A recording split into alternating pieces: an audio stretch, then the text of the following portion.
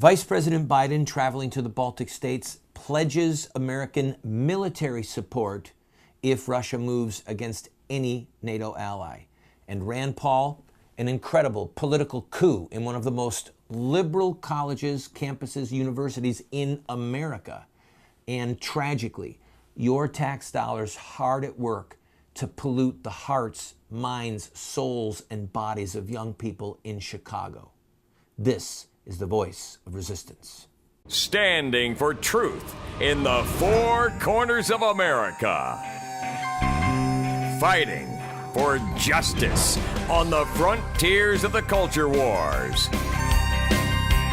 And turning resistance into an art form.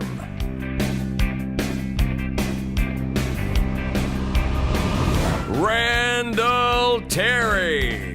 There are several key details that we need to discuss regarding Russia's absorption of Crimea into Russia and the brewing crisis with Ukraine.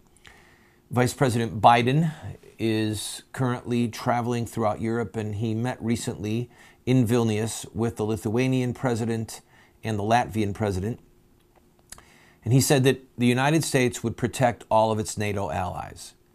Now, that is a key public statement, which clearly was made with the full support of President Obama and the State Department, which means that should Russia launch any type of aggression against Estonia, Latvia, Lithuania, Poland, or any NATO ally, but those four are critical, of course, because they are part of the former Soviet Union, that the U.S. would respond with force.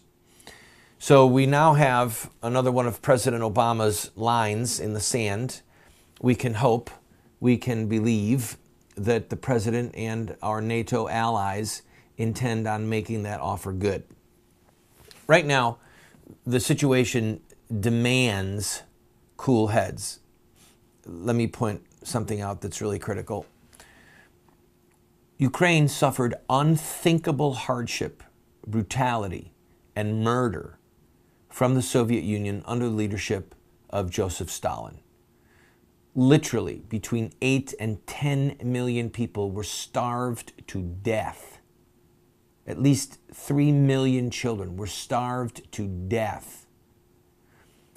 Members of the Communist Party from Ukraine who complained to Stalin that what he was doing was too hard on Ukrainians, they were killed or sent into exile in Siberia. So the hatred of certain Ukrainian people against Russia is so deep-seated as to be unshakable. But part of the problem is that after Stalin murdered millions of Ukrainians, he shipped, either by force or with the approval of those being sent, he sent Russians to occupy their lands, their farms, their homes. It's very similar to what happened with the British, how they treated the Irish. And so you have a partition in Ireland that is based in part by the brutality that the British exercised over Ireland. And right now, we do have a sizable minority of people in Ukraine who would like to be united with Russia, but it's because they're ethnic Russians who came during the pogroms of generations ago. All right, so that's issue number one. Issue number two, Putin has a sizable leverage against Europe by virtue of gas for heating. Now, we do have spring coming up, so some of that leverage is going to go away. Next, Russia is beginning to develop its oil fields in a way that would free it economically to choose a more belligerent course. Next, Russia's military, about 845,000 strong, according to press reports, is not equal to the U.S. as far as training, armaments, infrastructure. But what Russia has, as they have brazenly pointed out in recent days, is the ability to turn the United States into a radioactive ash heap. Okay? If it wasn't for Russia's nuclear arsenal, with which they can use to blackmail people, to get people to back down, they would not be eyeing Crimea. I'm sorry, they would not be eyeing Ukraine. The United States and other European allies have joint training exercises planned with Ukraine that the U.S. and Ukraine have said are going to go forward sometime this summer.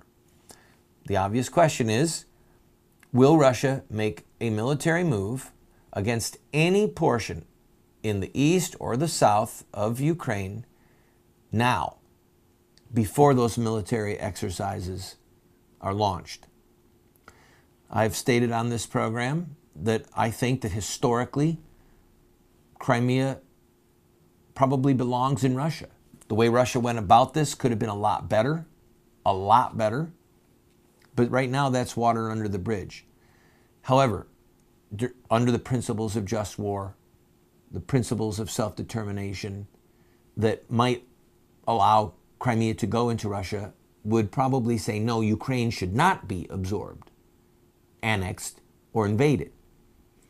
That leads to the ethical question, the policy question, the military question of whether or not NATO, including the United States, will do anything militarily or providing weapons to Ukraine to guarantee their independence from Russia. That's what this is going to boil down to, folks. All right? Crimea is lost. Crimea has been absorbed. It's a fait accompli. The question now revolves around Ukraine and the will of America and European nations to stand against the aggressor and to stand for the innocent. We'll keep this under close watch. This is the voice of resistance.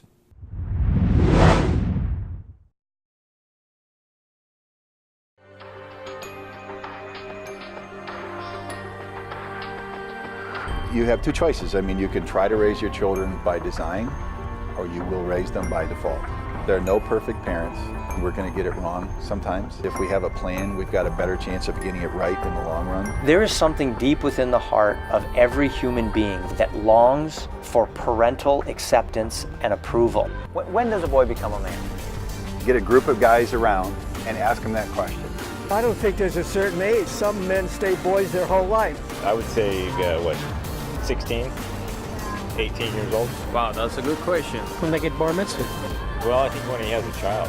So I just became at 56, 56 years old. Without the power of the Holy Spirit changing us and giving us power over our sin, we can't hope to be the dads that our kids need us to be.